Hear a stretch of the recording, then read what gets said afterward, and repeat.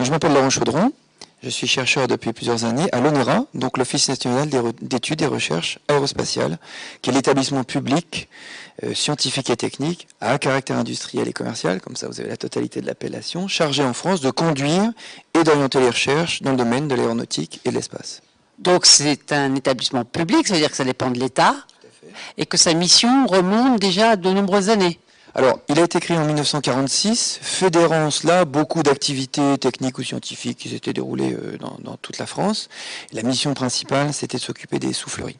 Puisque pour relancer une aéronautique sérieuse, aussi bien civile que militaire, il faut des grands moyens technologiques, et les souffleries sont un élément essentiel.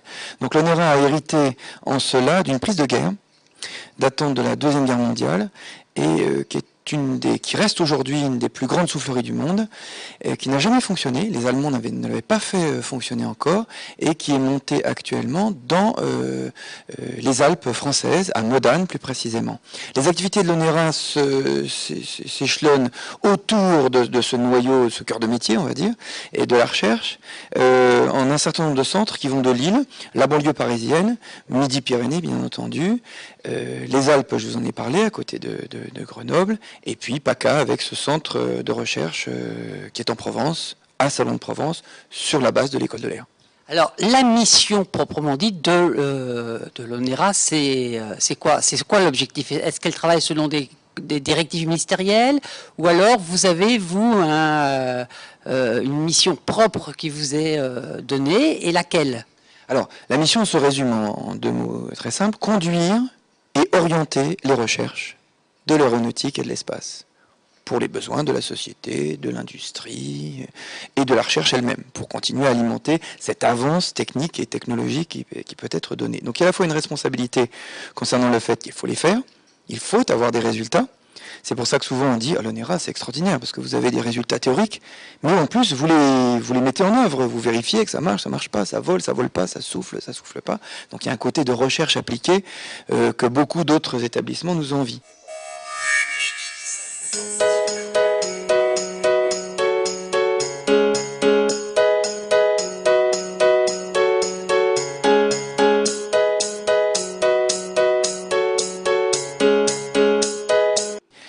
Et puis en même temps, il y a un rôle d'orientation. Grâce à ce qui s'est fait, les recherches qui ont été menées il y a quelques années, les succès et les échecs, on peut être capable de dire là est une direction très difficile. Dans les années à venir, sur les aspects radar, sur les aspects d'optique ou sur les aspects facteurs humains liés à la sécurité, il est essentiel de devoir travailler. C'est d'ailleurs, j'ai pris ces trois exemples-là à dessein, radar, optique, facteur humain, parce que ce sont finalement les trois activités majeures qui ont lieu sur le site de Salon de Provence, ici même. On essaie surtout d'améliorer la sécurité des vols et de voir quelles sont les réactions des opérateurs, contrôleurs aériens ou pilotes en fonction des interfaces qu'on leur propose. Donc notre but est de proposer des nouvelles interfaces plus faciles, plus compréhensibles, plus sécurisées et moins complexes. Alors, pendant une journée comme ça, vous faites quoi exactement? Une journée. Par exemple, aujourd'hui, rien n'était prévu. Je fais absolument pas ce que j'avais prévu. Donc, c'est le monde de la recherche, des urgences qui arrivent, des stagiaires qui se retrouvent devant un problème à résoudre, des nouveaux contacts de gens qui nous appellent au secours pour tel ou tel domaine d'études. Donc, les journées sont très très variées. Alors, vous êtes venu à ce métier d'ingénieur, de quelle façon? Vous saviez au début que vous aviez choisi l'ONERA, ou alors quel a été votre parcours pour arriver jusqu'ici? Oui, j'ai travaillé toute ma vie à l'ONERA. Je suis sortie de l'école, je suis rentrée à l'ONERA en tant que technicienne soufflerie, donc directement plongée à l'époque dans les souffleries en région parisienne. Et après, on évolue avec le temps, les recherches. Comme bon, j'avais plus d'affinité sur les facteurs humains que sur la technique aérodynamique, naturellement, je me suis orientée vers cette équipe facteurs humains. Et aujourd'hui, donc, sur ce thème du facteur humain, la recherche que vous menez, est-ce qu'elle apporte, vous avez beaucoup avancé, ou alors c'est vraiment un domaine très complexe? C'est un domaine très très complexe qui englobe aussi bien l'ergonomie physiologique que comment dire, tous les processus d'apprentissage, de compréhension. Donc il y a aussi bien de la physiologie que de la psychologie et aussi de la technique au niveau de la réalisation des interfaces, la compréhension et la sensibilité des opérateurs. Aux différentes, je sais pas, couleurs. Par exemple, c'est un détail, mais qui a son importance. Donc, c'est extrêmement large et une personne toute seule ne peut pas connaître tout l'ensemble, même du domaine facteur humain, même si c'était le plus grand spécialiste au monde. Donc vous travaillez avec tout un tas de professionnels, d'ingénieurs qui sont eux qualifiés dans chaque domaine. Disons que par exemple ici à Salon, on a chacun notre domaine de prédilection. Donc il y en a un qui est plus spécialisé sur, je dirais, la physiologie humaine, surtout le mouvement, etc. Quelqu'un qui est beaucoup plus spécialisé sur les méthodes, les outils. Quelqu'un qui est plus spécialisé sur l'ergonomie. Donc on a chacun notre domaine de prédilection. Et vous, c'est ? Moi, ce serait plutôt sur le retour d'expérience et sur l'analyse des simulations, sur la mise en place des simulations et quels sont les paramètres que... Enfin, je dis paramètres, mais ce sont toujours des paramètres facteurs humains. Qu'est-ce qu'on veut mettre est-ce que c'est comment dire, une charge de travail, une compréhension c'est tellement vaste que c'est dur à vous donner quelques points comme ça en quelques mots. Pour terminer, donc, une des réalisations concrètes que vous avez faites, par exemple, un exemple concret qui a été étudié dans le laboratoire et qui aujourd'hui est en application. Le simulateur déjà, puisque bon, il a été développé tout à fait et complètement ici par nous, par moi en particulier. Alors ce simulateur, c'est un simulateur de vol. C'est un simulateur de vol où on peut mettre donc jusqu'à 4 opérateurs parce qu'on peut mettre des contrôleurs aériens et des pilotes et des observateurs dans des scénarios complexes. Donc il y en a un qui va piloter là, il y en a un qui va piloter ici, il y en avait un qui va contrôler de l'autre côté. Donc ils ont en général le même environnement, la même scène. Et des missions et des fonctions différentes à réaliser, mais ils communiquent de toute façon tous entre eux, par audio, par vision, par message. Donc le but est d'étudier les interactions entre tout le monde. Alors les pôles de compétitivité, il y en a donc 3 en France, en aéronautique, il y en a environ plus d'une 60aine, 70 suivant les décomptes dans différents domaines. Donc les pôles de compétitivité aéronautique, il y en a 3, un dans la banlieue parisienne, un en Midi-Pyrénées, en PACA. L'ONERA est impliqué, non seulement impliqué, mais il accueille même dans ses bâtiments souvent ces pôles de compétitivité. Eux ont pour mission de fédérer, d'organiser les réponses de la part des entreprises et des conglomérats, des consortiums réalisés entre les petites entreprises et les grands établissements pour les appels d'offres de l'État relatifs à l'aéronautique et l'espace. Et l'ONERA a un rôle à jouer, bien entendu, compte tenu de la mission qui lui est fixée. Il est un petit peu là pour dire, bah oui, ça c'est utile, ça l'est pas.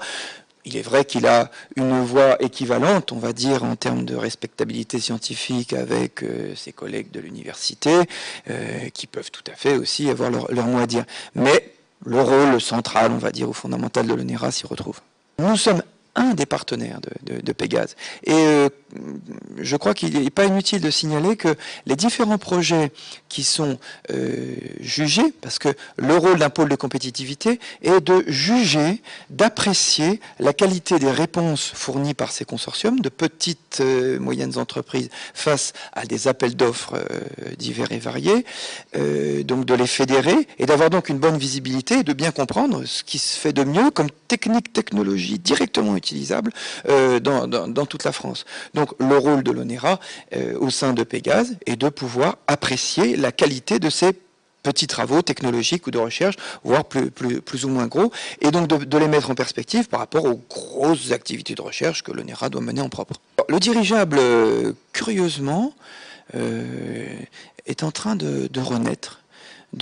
Il y a eu une un grand engouement qui pour l'instant est en train de naître. Donc je préfère laisser, je dirais, la primeur aux spécialistes qui ont été les acteurs de cette renaissance. Mais en gros, ça va dans des domaines qui pourraient être tout à fait inattendus, comme ceux du transport. On pourrait se dire, mais c'est tout à fait surprenant que des dirigeables, des gros ballons, soient utilisés pour ça. Mais finalement, si, ne serait-ce par exemple, on imagine que pour s'en servir comme ascenseur, on a besoin de déplacer des charges sur des grandes hauteurs, et simplement avec très peu de déplacement latéral. Donc voilà, c'est une idée comme si c'était un petit peu un ascenseur. On sait déjà que c'est utilisé en termes de surveillance, et il y a de très nombreuses autres applications qui sont en train d'être réfléchies sur ces aéronefs un peu particuliers. Nous souhaitons développer cela. J'espère que Salon de Provence sera leader là-dessus, si on peut dire, employer ce terme, enfin en tout cas pilote, sur ces aspects éthiques.